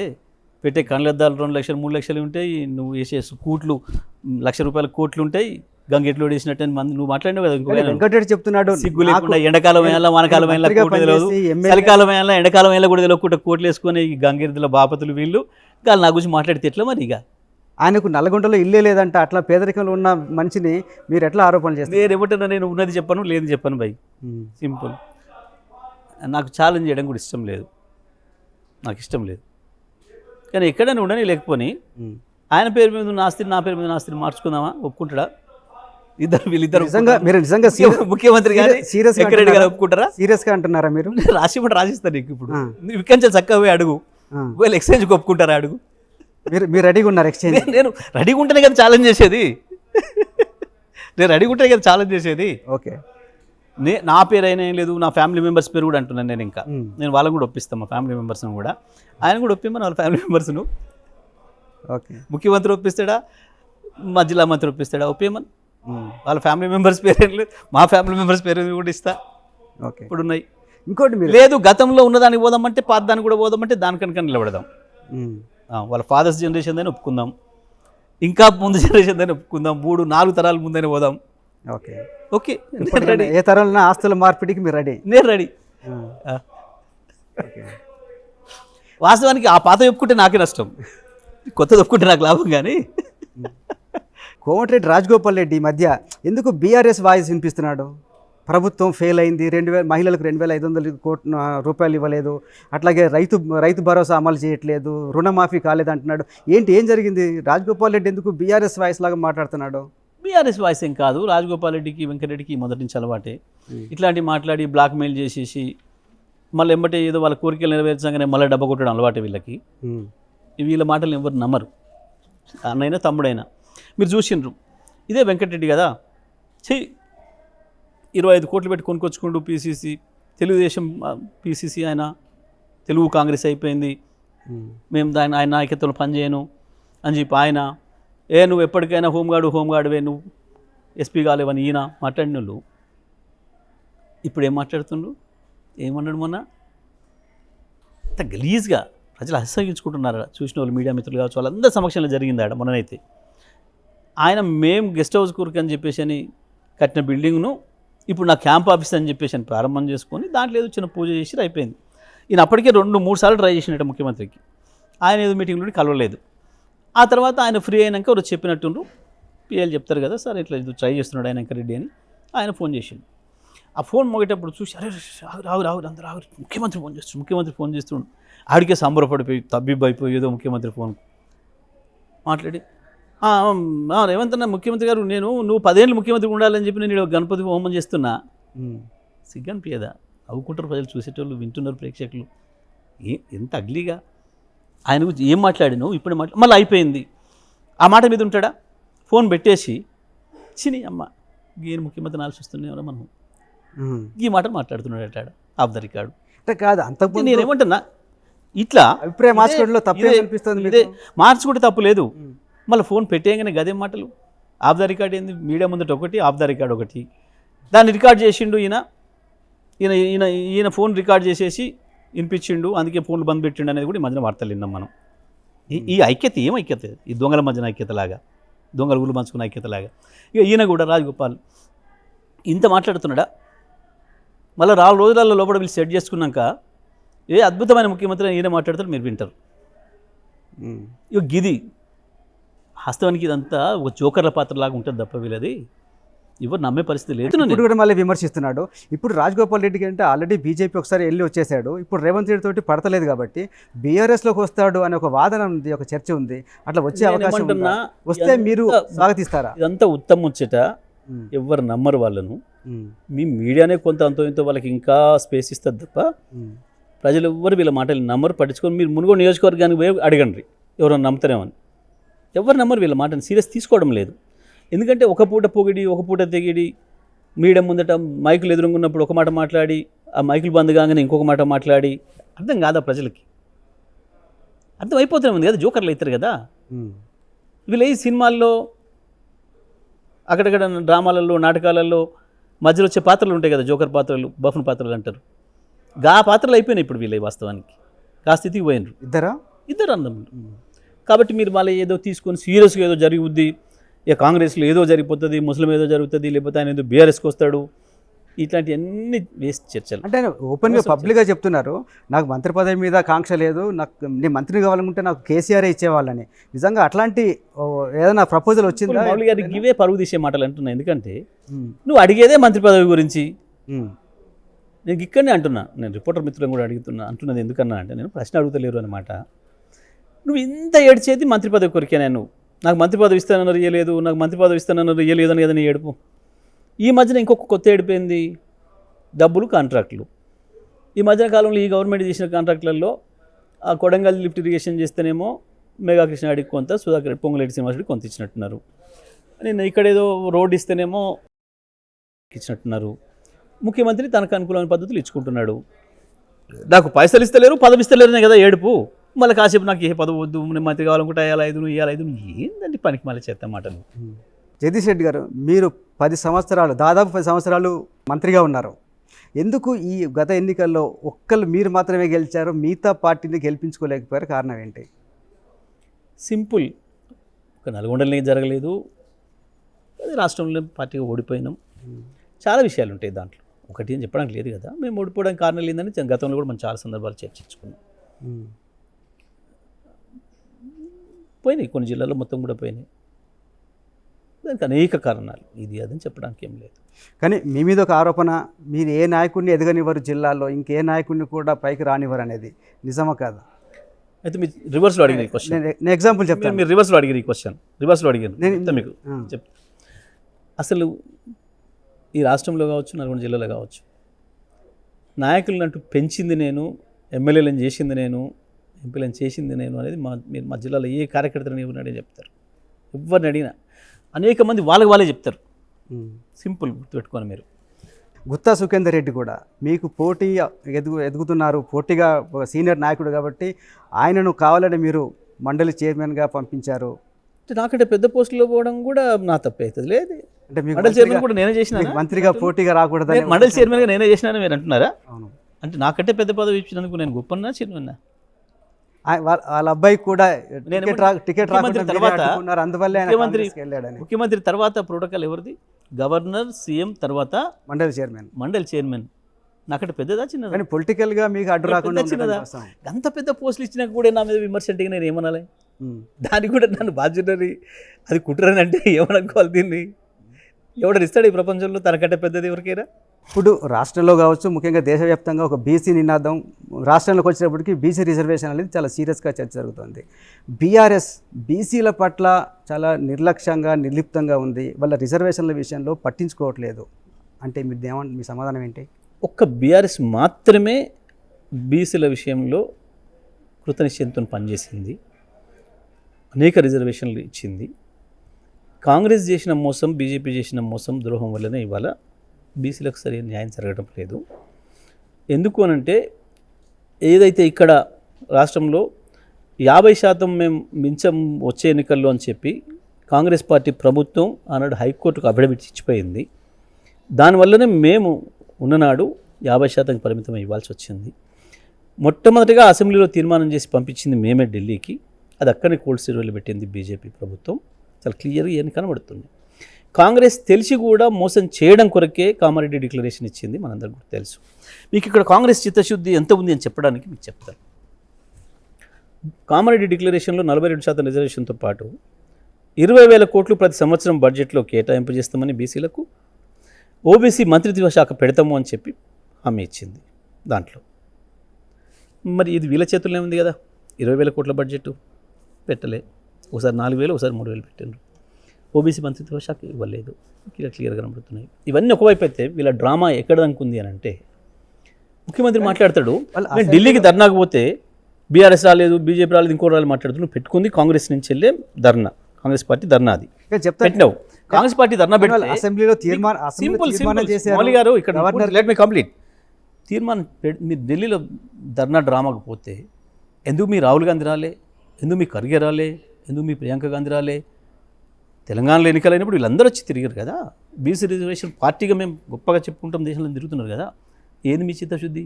నీ పార్టీలో రాళ్ళు నువ్వు చేసిన ధర్నాకు, అసలు ఇంకో పార్టీ గురించి మాట్లాడే హక్కు నీకు ఎక్కడిది? అసలు నైతిక ఎక్కడిది ముఖ్యమంత్రికి? ఎవరిని ఏం డ్రామా చేస్తారు, ఎవరిని మోసం చేద్దామని చూస్తున్నారు మీరు? ఇదంతా డ్రామా కాకపోతే ఇంకేంటిది? సింపుల్, నీ చేతిలో ఉన్నాయి చేయలే, నీ చేతిలో లేనిదాన్ని హామీ ఇచ్చి నీ చేతిలో లేదని తెలియదా అన్నాడు. తెలియకపోతే అసలు దేని పనికి వస్తావు? ఎమ్మెల్యే నామినేషన్కి పనికిరావు నువ్వు, ఎంపీగా చేసినవాడివి. రిజర్వేషన్ నీ చేతులు లేదు, రాష్ట్ర ప్రభుత్వం చేతులు కాదు అని తెలియదంటే నువ్వు అనర్హుడి, తెలిసి కూడా చేసినామంటే నువ్వు మోసకారివి. కానీ బీజేపీ ఆపింది, బీజేపీ కావాలనే బీసీ వ్యతిరేకంగా ఉందని చెప్పి ముఖ్యమంత్రి అంటున్నారు. ఈ విషయంలో ఎందుకు బీఆర్ఎస్ వాయిస్ రేజ్ చేయడం లేదు? ఎందుకు లేదు? మేము బ్రహ్మాండంగా మేము ఇంద్రపార్క్ దగ్గర మేమే ధర్నా చేసినాము. మొన్న కూడా మేము సభకి ఏర్పాటు చేసినాము, వర్షాలతో వాయిదా పెట్టుకున్నాము. మేము చేస్తుంది మేము వాస్తవానికి. స్థానిక సంస్థల ఎన్నికల్లో బీసీ రిజర్వేషన్ తగ్గించిందే బీఆర్ఎస్ పార్టీ ప్రభుత్వం. నేను ఏమంటున్నా, అలాంటప్పుడు నేను చెప్పిన బీఆర్ఎస్ చిత్తశుద్ధి ఉంది అని ప్రజలు ఎట్లా నమ్ముతారు? మీరు గమనించలేదు, నేను చెప్పింది అక్కడ 2013లో ఏ ప్రభుత్వం ఉంది? కాంగ్రెస్ ప్రభుత్వమే కదా. 2013లో హైకోర్టులో వీలేషన్ అఫిడవిట్ ఉంది. వచ్చే ఎన్నికల నుంచి 50% మించకుండా 50% లోపులనే మేము ఎన్నికలు నిర్వహిస్తామని స్వయంగా హైకోర్టులో రాష్ట్ర ప్రభుత్వం అఫిడవిట్ వేసింది. అది మనకు ఆటంకైంది, దాని లోపలే మనం పెట్టాల్సి వచ్చింది. అది పెడుతూనే ముఖ్యమంత్రి రేవంత్ రెడ్డి చెప్తున్నారు ఆ క్యాప్ తీసుకొచ్చింది. నేను అదే చెప్తున్నాను కదా, ముఖ్యమంత్రి రేవంత్ రెడ్డి అంటే ఎప్పుడన్నా నిజం మాట్లాడిండా ఆయన జీవితంలో? ఒక అక్షరం నిజం విన్నారా ఇప్పటివరకు మీరు అన్నాడన్నా? వద్దు లేసి అబద్ధాల మీద బతకాలని ఆలోచన తప్ప. అఫిడవిట్ వేసింది అబద్ధమా? హైకోర్టులో ఆంధ్రప్రదేశ్ ప్రభుత్వం ఆ రోజు అఫిడవిట్ చేస్తూ మేము 50% లోపే రిజర్వేషన్లు పెడుతూనే ఎన్నికలు వచ్చేసారి నిర్వహిస్తాం, ఈసారి అనుమతించండి అని చెప్పి వేసిండ్రు. దాన్ని చూపించి ఆంధ్రప్రదేశ్లో కూడా ఎన్నికలు చేసారు. దాని పరిధిలోనే మనం కూడా చేయాల్సి వచ్చింది, ఎన్నికలు నిర్వహించాల్సి వచ్చింది. అది స్పష్టంగా చెప్పినాం. కానీ అందరూ అసెంబ్లీ తీర్మానాలు చేస్తున్నారు. నిజంగా బీసీలకు 42% రిజర్వేషన్ అమలు అవుతుందా, సాధ్యమేనా? బీజేపీ కేంద్ర ప్రభుత్వం అనుకుంటే సాధ్యమవుతుంది, కేంద్ర ప్రభుత్వం అనుకుంటే సాధ్యమవుతుంది. సింపుల్. ఇప్పుడు ఈ దేశంలో అల్టిమేట్గా సార్వభౌమాధికారం ఉండేది పార్లమెంటుకు. వాళ్ళు అనుకుంటేనే సాధ్యమైంది. రాజ్యాంగాన్ని మార్చాలన్నా వాళ్ళు అనుకుంటేనే సాధ్యమవుతుంది. బిందెలు ఉన్నాయనుకున్నాం, కానీ చూస్తే ఖాళీ ఇచ్చేసిపోయారని కదా ముఖ్యమంత్రి చెప్తున్నారు. 100% ఇది నిజం. ఎందుకంటే దొంగలు వచ్చినప్పుడు ఒక ఇంట్లో ఇది బంగారం దొరుకుతుంది, ఇది దొరుకుతుంది, అది దొరుకుతూనే వస్తుంది. కానీ ఆ ఇంట్లో బంగారం ఉండదు. బట్ ఆ ఇంటానికి మస్తు ఆస్తి ఉండొచ్చు, అది వివిధ రూపాల్లో ఉండొచ్చు, నిల్వ బంగారం లేకపోవచ్చు. వాడు ఆ కోపంతో ఏదో ఎత్తేసో పాల్గొట్టో ఏదో చేసేసో పోతాడు. వీళ్ళు కూడా గట్టినే ఉన్నారు. ఇప్పుడు దొంగల్లాగా లోపలికి వచ్చిర్రు, లంక బిందులను వేసుకొని పోదామని వచ్చిండ్రు, పంచుకుందాం తల ఇంత అని వచ్చిండ్రు. కానీ కేసీఆర్ ఆ అవకాశం లేకుండా అన్ని చక్కగా నేరుగా ప్రజలకి చెందేటట్టు చేసిపోయిండు. ఆ ఏడుపు, ఆ కోపము, ఆ కసి దాంతో ఈ రకంగా ఏడుస్తూ మా మీద దాడి చేస్తున్నారు. వీళ్ళు దొంగతనం చేయడానికి ఎక్కడ అవకాశం లేకుండా చేసిపోయిండు కేసీఆర్. ఏ పథకం ఇచ్చినా నేరుగా ప్రజలకు పోయేటట్టు దాన్ని ఎక్కడ ఆపే అవకాశం లేకుండా, వీళ్ళు దొబ్బి పంచుకునే అవకాశం లేకుండా చేసిపోయిండు. ఆఖరికి ఏం చేస్తున్నారు ఇప్పుడు, పాపం కాంట్రాక్టర్లకు ఇచ్చే బిల్లులలో కమిషన్లు దొబ్బి వాళ్ళని ఏడిపిస్తున్నారు. గక్కడ దిగజారు వీళ్ళు. ఇవాళ లంక బిందెలు కురుకొచ్చి దొరికితే దెవలాడక ఆ ఇంటి వాళ్ళకి శాపనార్థాలు పెట్టిపోయిన దొంగల్లాగా ఉన్నారు వీళ్ళు ఇవాళ. ఓకే. ఇంకోటి, కేసీఆర్ అసెంబ్లీకి రాకపోవడం పట్ల చాలా విమర్శలు చేస్తున్నారు. మంత్రులందరూ మీరు అసెంబ్లీకి రండి అని చెప్పి అడుగుతుంటే ఎందుకు మాజీ ముఖ్యమంత్రి అసెంబ్లీకి రావడం? ఒక్కరోజు కేసీఆర్ సభ పెడితేనే తెల్లారు ఏం ఏడుపు మొదలు పెట్టిండో చూశారు కదా. రేవంత్ రెడ్డి ఏమన్నాడు, కేసీఆర్ ఓరుస్తలేడు నన్ను, అప్పుడే ఏడాది కాకముందే నేను ఏం చేయలేదు అంటున్నాడు అన్నాడు కదా. విన్నారు కదా మీరు. గిదే జరుగుద్దని కేసీఆర్ రాలేదు, చెప్పిండు, చాలా సాఫ్గా చెప్పిండు. ఎందుకు రావట్లేను అనేదాన్ని కూడా చెప్పిండు. కొత్తగా వచ్చిర్రు వీళ్ళు, అనుభవం లేకుండా వచ్చిండ్రు, తెచ్చుకొని అనుభవం కుదురుకొని సీట్లో. నేను నా స్థాయిలో ఉన్న మనిషిని నేను వెంటనే వచ్చేయాలని విమర్శ పెడితే నన్ను అంటారు రేపు, అరే గంతమంది ఓపిక లేదా, తెల్లారి వరకే రమ్మంటే ఎట్లా చేస్తారు అని అంటారు. నేను విజ్ఞతతో ఉండాలి అని చెప్పి నేను ఉంటున్నా అని చెప్పిండు. మమ్మల్ని ఉండమని చెప్పిండు. మమ్మల్ని కూడా మీరు విమర్శలు చేయకండి ఇప్పుడే ప్రభుత్వాన్ని అని కూడా మాకు చెప్పిండు. మేము ప్రభుత్వం పైన మీరు ఇది చేయాలి అది చేయాలని సంవత్సరానికి మేము విమర్శ చేయలే. మీరు తీయండి, ఎక్కడైనా తీయండి, మీరు మమ్మల్ని అడగండి, మేము మాట్లాడినట్లు ఉందండి. కేవలం లగచర్ల ఇష్యూ, హైడ్రా ఇష్యూ, మూసి ఇష్యూ లేని ఇష్యూలను ప్రభుత్వం సృష్టించి ప్రజలను ఇబ్బంది పెడుతున్నప్పుడు ఆ హాహాకారాలు చేస్తున్న ప్రజలకు అండగా నిలబడి మా గొంతులు వినిపించినంత తప్ప మేము ఎక్కడ ప్రభుత్వాన్ని తెల్లారటరికి మీరు చేయండి అది చేయండి మేము డిమాండ్ చేయలేదు. మీరు వచ్చి మీ అనుభవాన్ని మాకు చెప్పండి, మీరు సలహా అదే నా విధానం. మీరు సిన్సియర్గా అడిగినారని మీరు భావిస్తున్నారా?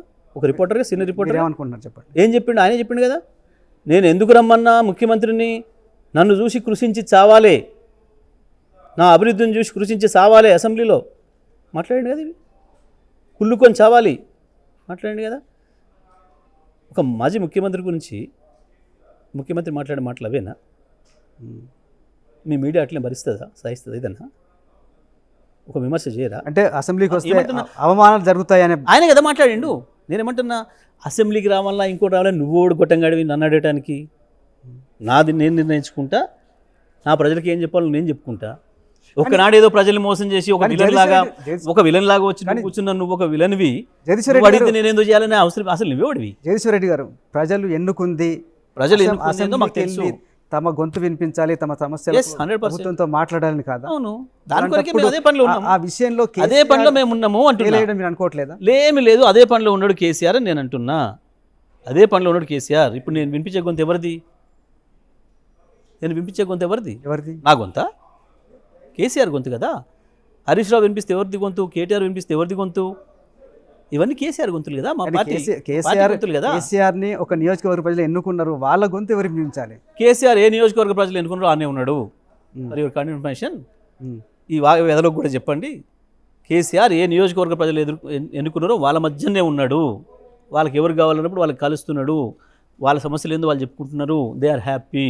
With each other. నీకెందుకు తీట, ఏంది తీట నీది? ఆయన మమ్మల్ని ఎదుర్కోవడానికే ఉచ్చబోసుకుంటున్నావు, భయపడుతున్నావు, సస్పెండ్ చేస్తున్నావు. నువ్వు కేసీఆర్ కావాలన్నా నీకు, నీ స్థాయికి మేమే ఎక్కువ నీకు. కేసీఆర్ రా వచ్చిండా? లక్ష్మీనరసింహస్వామి వచ్చిండా? చాలాసార్లు పిలిచిర్రు, చాలామంది వచ్చిండా? ఎప్పుడు ఎవరు పిలిస్తే రావాలనో గప్పుడే వస్తాడు, ఎప్పుడు ఎట్లా ఎవడు పని చేయాలో అట్లనే చేస్తాడు కేసీఆర్. ఓకే, ఎవరు పిలిస్తే రావాలనో వాళ్ళు పిలిస్తే వస్తాడు కేసీఆర్. మరి కేసీఆర్ ప్రజలకైనా అందుబాటులో ఉంటున్నారా? 100% ప్రజల్లోనే ఉన్నాడు, ప్రజల కొరకే ఉన్నాడు. ఇవాళ కేసీఆరే అండగా ఉన్నాడు ప్రజలకి. కేసీఆర్ ఉన్న ధైర్యంతోనే ఉన్నారు తెలంగాణ ప్రజలు. అంటే ముఖ్యమంత్రి సహా చాలామంది మంత్రులు అంటున్నారు అసలు కేసీఆర్కు జీతం తీసుకునే హక్కు లేదు ప్రజల అసెంబ్లీకి రాకుండా అని. ఎవరు పనికి మాల మాటలు ఎవరు పడుచుకుంటాడు? అవి చెత్త మాటలు, స్టాండర్డ్ లేని మాటలు, సబ్ స్టాండర్డ్ ఫెలోస్ మాట్లాడుతారు ఆ మాటలు. Just it is sub standard dialogue. కేసీఆర్తో పాటు తెలంగాణ ఉద్యమం నుంచి చాలామంది ప్రయాణం చేశారు. ఆలయ నరేంద్ర కావచ్చు, ఈటల రాజేందర్ కావచ్చు, జిట్టా బాలకృష్ణారెడ్డి కావచ్చు, చంద్రశేఖర్, విజయరామరావు, చాలామంది ఉన్నారు. వీళ్ళందరూ కేసీఆర్ను వదిలేసి వెళ్ళిపోయారు. మీరు మాత్రం అత్యంత సన్నిహితంగా ఎలా ఉండగలిగారు? ఏంటి secret? Simple commitment to the cause. Simple, just for commitment. వాళ్ళకి వేరే లక్ష్యాలు, వేరే ఉద్దేశాలు ఉన్నట్టున్నాయి. వాటి కొరకు వచ్చిన వాళ్ళు వాటి కొరకు పోయింటారు. నాకు తెలంగాణ తప్ప ఇంకొకటి లేదు. తెలంగాణ సాధనే ఏకైక ఎజెండాగా ఆయనతో కలిసి పనిచేసినాం. అట్లనే ఉన్నాం, అట్లా కొనసాగినాం. సింపుల్. అంటే మీ అంత సన్నిహితంగా ఎవరు లేరు జనరల్ మీతో ఏం మాట్లాడితే పార్టీ వ్యవహారాలు సన్నిహితంగా ఎవరు లేరు అనేది కరెక్ట్ కాదు. చాలామంది ఉన్నారు, కుటుంబ సభ్యులు కాకుండా కుటుంబ సభ్యులు కాకుండా చాలామంది ఉన్నారు. నాకంటే సన్నిహితంగా ఉన్న వాళ్ళు ఉన్నారు. అందరిలో నేను ఒకటి ఉన్నా, కానీ నేను ఒక్కడిని మాత్రమే ఉన్నానంటే అది తెలివి తక్కువతనం, కరెక్ట్ కాదు. నేను అనుకుంటే కూడా అది భ్రమ, అది కరెక్ట్ కాదు. చాలామంది ఉన్నాం, అందులో నేను ఒక్కన్నాను. మిమ్మల్ని పెళ్లి చేసుకోమని చెప్పింది కూడా కేసీఆర్ అని చెప్పి మీరు అక్కడ ఒక సందర్భంలో ఎందుకు వచ్చిందంటే, నేను అప్పుడు మ్యారేజ్ చేసుకోకుంటున్నాను. మరి నన్ను మీరు హైదరాబాద్ ఉంటాను వీలైద్దా అని అడిగింది నన్ను పార్టీ పెట్టిన కొద్ది రోజులకి.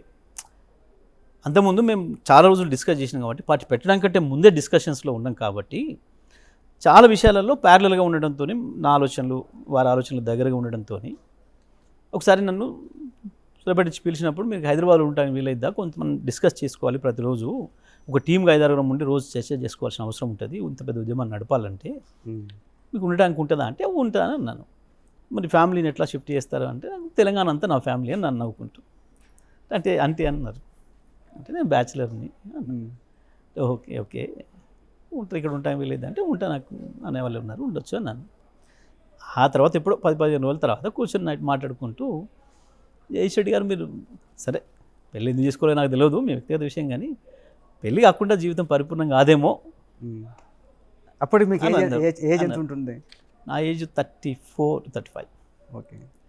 సో నిజంగానే 34 వచ్చేదాకా ఎందుకు పెళ్లి చేసుకోలేదు?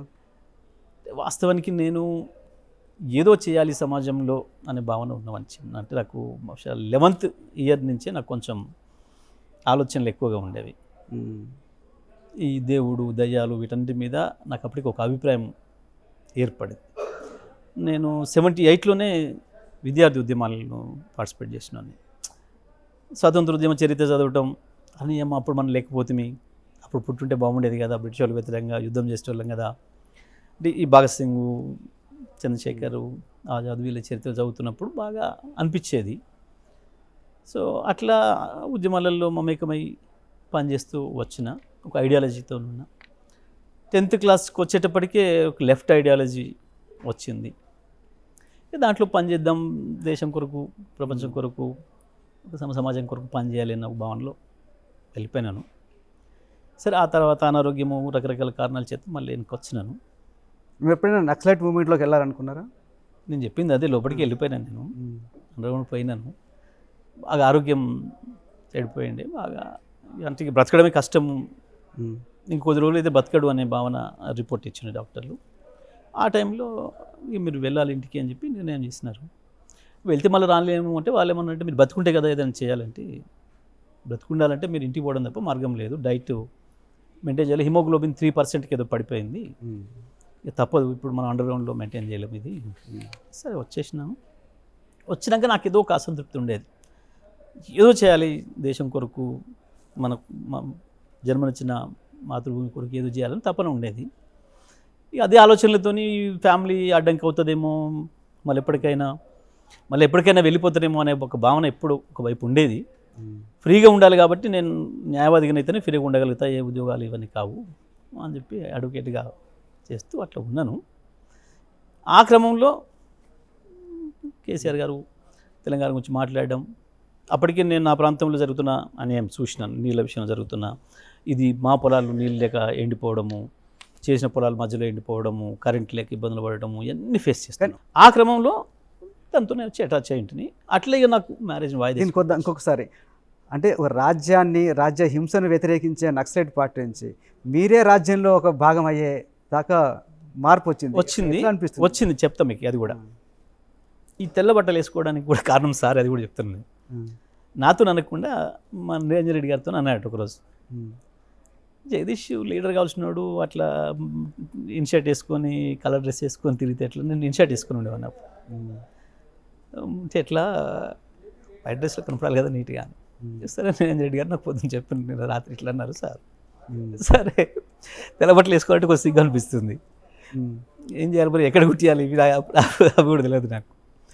సరే లక్కీగా అప్పటికే నా వైఫ్తో చెప్పినాను, ఇట్లా ఉంది పరిస్థితి, మరి తెల్లబట్టలు వేసుకోవాల్సి వస్తుంది.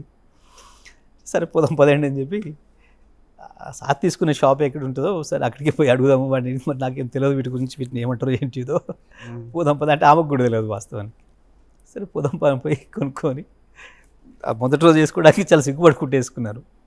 సేమ్ రాజేందర్ది కూడా అదే పరిస్థితి, నేను చేసినాను. మళ్ళీ రాజేందర్ని కూడా నాతో అన్నాడు సార్, టీషర్ట్ వేసుకొని వస్తుండేది రాజేందర్, అదేంది టీషర్ట్ వేసుకొని పిల్లవాడిలాగా లీడర్గా ఎదగాల్సిన వాళ్ళు మంచిగా ఉండాలి వైట్ డ్రెస్లో ఇట్లా.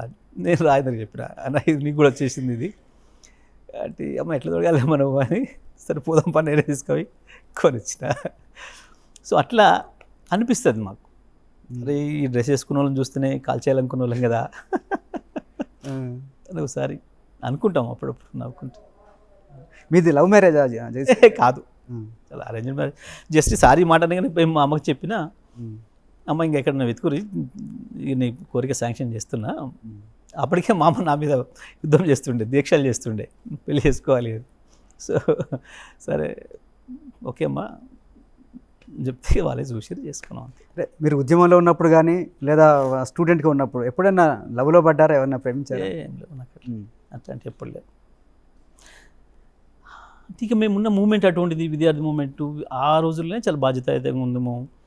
ఇట్లా లావు పేరు మీద ఎవరైనా వేధించేటోళ్ళు ఉంటే వాళ్ళని పని పడదాము, అప్పుడే చాలా ఫెరిషియస్గా ఉందము, చాలా బాధ్యతాయుతంగా కూడా ఉందము. అంతెందుకు నేను డిగ్రీ కాలేజీలో ఉన్నప్పుడు, మా డిగ్రీ కాలేజీలో అప్పటికి అంతకంటే ముందు మాస్ కాపీయింగ్ ఉండే.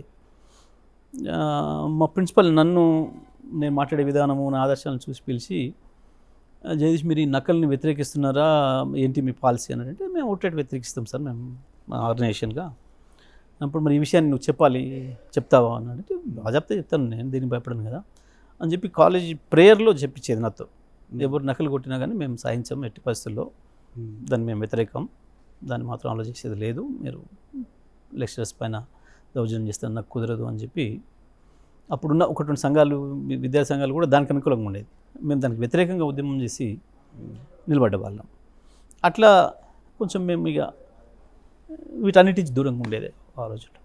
జనరల్గా నక్సలైట్ ఉద్యమాలు ఉన్న వాళ్ళు కొంత కులాంతర వివాహాలకు ప్రాధాన్యత చేస్తారు, అట్లా మీరు ఎప్పుడు ఆలోచించలేదా? అంటే నేను వివాహమే ఆలోచన చేయలేదు కదా, వివాహం గురించి ఆలోచన చేయలేదు అప్పుడు. అదొక ప్రతిబంధకం అవుతుందనే భావనలో ఉండేవాడిని నేను. అదొక బలహీనత అవుతుందేమో, అదొక ప్రతిబంధకం అవుతుందేమో, ఎందుకు అది కూడా లేకుండానే ఉండాలి హానెస్ట్గా. అంటే నేను అండర్గ్రౌండ్లో ఉన్నప్పుడు కూడా నేను ఒక పాలసీ పెట్టుకున్నాను, దళిత వాడలోనే తినాలి అనేది కూడా నేను సెల్ఫ్గా ఎగ్జిక్యూట్ చేసుకున్నాను. అట్లా ఉన్నవాడిని నేను. కాబట్టి నాకు పెద్దగా ఇటువంటి ఐహికమైన సుఖాల మీద, ఈ ఆస్తుల అంతస్తుల మీద నాకు ఎన్నడూ భ్రమలు లేవు. అప్పుడు లేవు, ఇప్పుడు కూడా లేవు. నేను అది కూడా చెప్తున్నా. సరే వీలేదు పనికి మళ్ళీ మాట్లాడతారు కానీ నేను అందుకే చెప్పిన, నేను నా గొప్పగా నేను ఇది అదని నేను చెప్పుకోను, నాకు అలవాట్లేదు. కానీ వీళ్ళు ఈ చెత్త మాటలు మాట్లాడుతున్నప్పుడు ఒకసారి వాళ్ళ చూడండి, నా చూడండి, నేనేందో అని చెప్పిన తప్ప నాకు ఇంత అంత నేను అన్నట్టు కూడా నాకు ఇష్టం ఉండదు. ఫస్ట్ నేను ఇది అని చెప్పుకోవడం నాకు ఇష్టం ఉండదు. ఇంత ఎందో మాది ఇది అని నాకు చెప్పుకునే అలవాటు నాకు ప్రిన్సిపల్గానే దానికి వ్యతిరేకం. ఆ భావనకు వ్యతిరేకం నేను. డబ్బులు ఉండడం ఉండకపోవడం కాదు, ఉన్నాయి అనే అహంకారము ఏదైతే ఉంటుందో ఆ భావాలకు నేను వ్యతిరేకం. బనకచెర్లకు సంబంధించి మళ్ళీ బీఆర్ఎస్ తెలంగాణ సెంటిమెంట్ను రెచ్చగొట్టే ప్రయత్నం చేస్తుంది అనేది ఒక విమర్శ. దీని మీ సమాధానం ఏంటి? అది విమర్శ కాదు, ఒక కుట్రపూరితమైన వాదన. ఎందుకంటున్నానంటే తెలంగాణ హక్కుల గురించి వెళ్ళి కొట్లాడడం అనేది ఒకవేళ తెలంగాణ వాదం అయితే మాకు అభ్యంతరం లేదు. తెలంగాణ హక్కుల గురించి, మా రాష్ట్ర హక్కుల గురించి కొట్టాల్సిన బాధ్యత మా పైన ఉంది కదా. సింపుల్. ఇప్పుడు నేను ఏమంటున్నాను, బనకచెర్ల ఇష్యూ ఉంది. మొన్న మన ముఖ్యమంత్రి మాట్లాడింది, ఆ ముఖ్యమంత్రి మాట్లాడిన తర్వాత సడన్గా వీళ్ళు గమనించి ఎక్కడ తప్పు జరిగిందో గమనించి దాంట్లో నుంచి బయటపడడం కొరకు వీళ్ళు సీఎం ఆఫీస్ నుంచి ఒక స్టోరీ తయారు చేసేసి అన్ని ఛానళ్ళకు పంపిణీ ఇది వేయాలి అని. ఏంది, ఆంధ్రప్రదేశ్ ముఖ్యమంత్రి తెలంగాణ ముఖ్యమంత్రి పెద్ద కొట్టుకుంటున్నారు, పెద్దగా ఎవరి రాష్ట్రాల కొరకు వాళ్ళు కట్టుబడి ఉన్నారు, ఆ వాదనలు వేసుకున్నారు అని చెప్పి ఒకటి వదిలేరు కావాలని మైండ్లో డైవర్ట్ చేయడం కొరకు. కానీ వాస్తవం జరిగింది ఏంటి అని అంటే చంద్రబాబు నాయుడు గారు ఏదైతే మాట్లాడిందో దాని కొనసాగింపుకునే ఈయన మాట్లాడండి మన ముఖ్యమంత్రి అని నేను చెప్పాను తెల్లవారి. ఏంటిది, నేను బనకచెర్ల కట్టి తీరుతా అని చెప్పి ఆయన చెప్పాడు. ఈయనేం చెప్పాలి, అసలు గోదావరిలో ఇప్పుడు నీళ్లు లేవు, అడిషనల్గా ఇంకో కొత్త ప్రాజెక్టుకి అనుమతి ఇవ్వడానికి వీల్లేదు అని చెప్పాలి అన్నప్పుడు ఏమవుతుంది, కాళేశ్వరం ఉంది అని చెప్పాలి. కాళేశ్వరం ఉన్నది అని అంటేనే 240 టీఎంసీల నీళ్ళు మనం వాడుకున్నట్లు లెక్క. ఎందుకంటే 968 టీఎంసీలు తెలంగాణకు ఏదైతే సమైక్య ఆంధ్రప్రదేశ్ ఉన్నప్పుడే వివిధ జీవులతో కేటాయింపు చేసినారో ఆ 968 టీఎంసీలను వాడటానికి మనం పూర్తిగా ఏర్పాటు చేసినాం, వాడుతున్నాం. కాళేశ్వరం ద్వారా 240 టీఎంసీలను వాడుతున్నాం అని చెప్పి మనం లెక్కలు చూపించినాం. ఇప్పుడు కాళేశ్వరం లేదు అని చెప్పితే 240 టీఎంసీలు అక్కడ ఉన్నట్టు లెక్క. 240 టీఎంసీలు ఉన్నాయి అని అంటే చంద్రబాబుకు అనుమతి వస్తుంది బనకచెర్లకి. ఇవి లేవు అంటే అనుమతి రాదు. ఇగో ఇక్కడ కుట్ర, అక్కడ బనకచెర్ల కట్టడానికి ఇక్కడ కాళేశ్వరం లేదనే దానికి లింక్ ఉంది. ఇగో ఇది చంద్రబాబు దానికి కొనసాగింపు, ఇది చంద్రబాబు సహాయపడడం కొరకే మన ముఖ్యమంత్రి చేస్తున్న నాటకము, ఇది తెలంగాణ ప్రజలకు జరుగుతున్న ద్రోహము అని మేము చెప్పాలి. తప్పకుండా చెప్పినాం. కృష్ణ మీద కూడా అదే జరిగింది. కృష్ణ మీద హక్కులు వాళ్ళు తీసుకుంటుంటే వీళ్ళు సపోర్ట్ చేయలేదు, వీళ్ళకి సోయి కూడా లేదు కనీసం. వీళ్ళ కమిషన్ల లెక్కలు వీళ్ళు దందాలలో ఉన్నారు తప్ప ఏం జరుగుతుంది నదుల నీళ్ళల్లో మనకు అన్యాయం ఎక్కడ జరుగుతుంది చూసుకోలేదు. అది కేంద్ర చేతులకు వెళ్ళిపోతుంటే కూడా మొదలు మేము మాట్లాడినప్పుడు ఎదురుదాడి చేశారు. సహజంగా రాజకీయాల కొరకన్నట్టు ఎదురుదాడి చేశారు. మేము రాష్ట్ర ప్రయోజనాల గురించి మేము మాట్లాడినప్పుడు మేము విమర్శలు చేయలే, మీరు వెంటనే స్పందించండి అని చెప్పినాం. మేము రాజకీయ విమర్శ చేయకుండా స్పందించండి అని చెప్పినాం. చెప్తే ఎదురుదాడి చేశారు మొదట్లో తెలివితక్కువతనంతో. తర్వాత తెలుసుకొని ప్రజల్లో వచ్చిందని చూసి మేము నల్గొండలో బ్రహ్మాండమైన సభ పెట్టి కేసీఆర్ గారు చెప్పారు, ప్రభుత్వం తెస్తుందా మేము మరో ఉద్యమానికి పోవాలన్నా అని చెప్పి. గప్పుడు మేల్కొని అసెంబ్లీలో తీర్మానం పెట్టారు. మొదలు ఏదైతే కాదని అబద్ధం చెప్పినరో కేసీఆర్ అప్పచెప్పిండు అని మాట్లాడారు. మామూలుగా మీరు ఇక్కడ కొంచెం జాగ్రత్తగా గమనించాలి. కేసీఆర్ అప్పచెప్పేసిండు ఎప్పుడో అని చెప్పారు ముందు. మళ్ళీ వాళ్ళే ఎట్టి పరిస్థితులలో తెలంగాణకే ఉంచాలి అని చెప్పి తీర్మానం చేస్తున్నాం అని చెప్పి, అంటే ఉంటేనే కదా ఉంచాలి అనే మాట, తిరిగి ఇవ్వాలని రాయాలి దాంట్లో. ఎట్టి పరిస్థితుల్లో తెలంగాణకి హక్కులు ఉండాలి సాగర్ మీద అని చెప్పి మేము తీర్మానం చేస్తున్నాం అని చెప్పి రాష్ట్రం. ఈ రకంగా మేము మాట్లాడితే మేము కొట్లాడితే తప్ప తెలంగాణ ప్రయోజనాల పట్ల వీళ్ళకి సోయి లేదు, నీటి వాటాలపైన వీళ్ళకి అవగాహన లేదు, సోయి లేదు, రెండు లేవు. దాని కొరకు తెలంగాణ ప్రజలకు ప్రాతినిధ్యం వహిస్తున్న పార్టీగా మేము కొట్లాడాలి. ప్రభుత్వం ఉంటే ప్రభుత్వం కొట్లాడతాం, ప్రతిపక్షంగా ఉంటే ప్రతిపక్షంగా కొట్లాడతాం, ప్రభుత్వాన్ని మెడలు ఉంచి పని చేయిస్తాం. లేదు కలిసి వస్తే కలిసి కొట్లాడదాం. నేను ఇక్కడ ఇంకో విషయం కూడా చెప్పిన, ఆంధ్రప్రదేశ్లో నీళ్ళ విషయంలో ఎప్పుడు కూడా పార్టీల మధ్యన ఐక్యత ఉంది, విమర్శలు చేసుకోవడం లేదు. రాజశేఖర రెడ్డి అనుమతి లేని ఎన్ని ప్రాజెక్టులు అక్కడ కట్టినా చంద్రబాబు నాయుడు గారు మాట్లాడలే, ఇంకొక విమర్శ చేయలే. పోలవరం ఏ అనుమతులు లేకుండా ప్రారంభించారు వాస్తవానికి మొదలు, అయినా ఒక్కరు మాట్లాడలేదు, ఒకరి మీద ఒకరు విమర్శ చేసుకోలే. పోలవరం 3 సార్లు కొట్టుకుపోయింది, 2000 కోట్ల నష్టం జరిగింది, అయినా వాళ్ళు రాజకీయ విమర్శలు చేసుకోలేదు. నీటి విషయంలో, నీటి దోపిడీ విషయంలో వాళ్ళ మధ్యన ఐక్యత ఉంది. కనీసం మన హక్కులు మనం కాపాడుకునే విషయంలోనే ఐక్యత ఉండాలి. ఇది తెలంగాణ ప్రజల అవసరం, ఇది తెలంగాణ భవిష్యత్తు అవసరము అని కూడా మేము చెప్పినాం. మేము రాజకీయ విమర్శలు చేయలేము మొదలు, కానీ ప్రతి దాంట్లో రాజకీయం అలవాటు అయిపోయి చాలా గలీజ్గా స్పందించింది వాళ్ళు. ఇప్పుడు కూడా సోయి లేకుండా పోతున్నప్పుడు తప్పకుండా తెలంగాణ ప్రజల తరఫున కొట్టాడాల్సిన బాధ్యత మా పైన ఉంది. దాని కొరకే ఉన్నాం మేము. ఇంతకుముందు అన్నారు ఈ మధ్యన ఎక్కువ కాలం మీరు కేసీఆర్తో ఉంటున్నారు నెలల తరబడిగా. ఈ మధ్యన 2 నెలల నుంచి మేము చేస్తున్న చర్చ కూడా అదే, అంత తప్ప ఇంకో చర్చ రాలే మా మధ్యన. వస్తే అప్పుడప్పుడు రైతులు, యూరియా, విద్యుత్తు, హాస్పిటల్స్ పరిస్థితి, స్కూళ్ళ పరిస్థితి, 100 మంది పిల్లలు చచ్చిపోయిన నా బాధ, ఈ చర్చలు. మేజర్గా బనకచెర్లను ఎట్లా ఆపాలి, మనం ప్రతిపక్షంగా ఉన్నా మేము న్యాయస్థానానికి వెళ్ళి ఆపడానికి మనకున్న అవకాశాలు ఏంది రైతు సంఘాల పేరు మీద పోవాలన్నా పార్టీకి మనం పోవచ్చా, ఎట్లా వెళ్ళాలి? ఎందుకంటే వాస్తవానికి మేజర్ పాత్ర రాష్ట్ర ప్రభుత్వం అనేది. న్యాయంగా ఏం చేయాలి? ఈ రాష్ట్ర ప్రభుత్వం నిజంగా ఆపాలనుకుంటే అపెక్స్ కమిటీని పెట్టమని డిమాండ్ చేయాలి ఈ రాష్ట్ర ముఖ్యమంత్రి. ఎందుకంటే అది అధికారికమైన కానీ కమిటీ. ప్రభుత్వం కూడా కేంద్రానికి అప్పీల్ చేసింది. ఇక్కడ ఉత్తమ్ కుమార్ రెడ్డి కూడా చెప్తున్నాడు, మంత్రి ఒక చుక్క నీరు కూడా మనం వదులుకోం తెలంగాణ హక్కు అని. నేను ఏమంటున్నా, నమ్మకం లేదా? మాటలు ఒక తిరుగు ఉన్నాయి, చేతలు ఎక్కువ తిరుగున్నాయి. ప్రభుత్వం మాట్లాడితే సరిపోదు, ప్రభుత్వం చేతల రూపంలో రుయించాలి. మీకున్న ఏకైక ఆయుధం అపెక్స్ కమిటీ. అపెక్స్ కమిటీ అనేది కేవలం కేంద్ర జలశక్తి మంత్రి, ఇరు రాష్ట్రాల ముఖ్యమంత్రులు సభ్యులు. దాంట్లో ఇది చట్టం ప్రకారం మనకు వచ్చింది, రియారేషన్ చట్టం ప్రకారం మనకు వచ్చిన హక్కు. దాంట్లో కనుక ఏ రాష్ట్ర ముఖ్యమంత్రి అభ్యంతరం చెప్పినా అవతలి వాళ్ళు దాన్ని ఆపాల్సిందే, కేంద్రం కూడా దాన్ని ఆపాల్సిందే వాళ్ళని ఒప్పించేంత వరకు. ఇది నీకున్న హక్కు, అల్టిమేట్ హక్కు. సింపుల్గా నువ్వు అపెక్స్ కమిటీని డిమాండ్ చేసి దాంట్లో ఇది తీసుకుపోయి పెట్టు. ఇగో 960 టీఎంసీలు మేము వాడుకుంటున్నాం, పైన ఉన్న మహారాష్ట్ర ఇతర రాష్ట్రాలు వాళ్ళకు ఉండే హక్కుల ప్రకారం వాళ్ళు వాడుకున్నారు, ఆంధ్రప్రదేశ్ తన వాటా ఇప్పటికే వాడుకుంది, పట్టిసీమతోని తెచ్చుకుంది, ఇక దాంట్లో చుక్క నీళ్ళు లేవు. కాబట్టి బనకచెర్ల సమస్యనే లేదు. మళ్ళీ కొత్త ట్రిబ్యునల్ వేసి గోదావరి పైన కొత్త ట్రిబ్యునల్ మొత్తం లెక్కలు చేసి ఈ 50 సంవత్సరాల నుంచి వచ్చిన పారగంత లెక్కలు చేసి ఏమైనా ఉన్నది అని తేలిస్తే అప్పుడేమైనా హక్కు ఇస్తే అప్పుడు మాత్రమే తప్ప అప్పటి వరకు ఏ అనుమతులు ఇవ్వడానికి వీల్లేదు అనేది మన వాదన ఉండాలి. ఇగో ఇది మాట్లాడడం లేదు, ఇది మాట్లాడకుండా డ్రామాలు చేస్తున్నారు, బయట మీడియా స్టేట్మెంట్లు ఇస్తున్నారు. మొన్న జలశక్తి మంత్రి మీటింగ్కు పోను అని చెప్పి లీకేజ్ ఇచ్చి మీ అందరూ కూడా లీకేజ్ పంపి పైగా బనకచెర్ల ఇష్యూ ఉంటే అసలే పోను అని చెప్పి మరి ఏ కాల్ వచ్చిందో, ఎవరు భయపెట్టించే ఫోన్ చేసిండ్రో, ఎందుకు పోయిండు, మధ్యరాత్రి చెప్పకుండా పోయి తెల్లవారి ఒక విలేకరు అడిగితే కూడా సార్ బనకచెర్ల పైన ఏం జరిగింది అంటే అరే ఎజెండాలు దాని మీద ఎట్లా మాట్లాడుతున్నాయి నేను అని మాట్లాడండి మన ముఖ్యమంత్రి.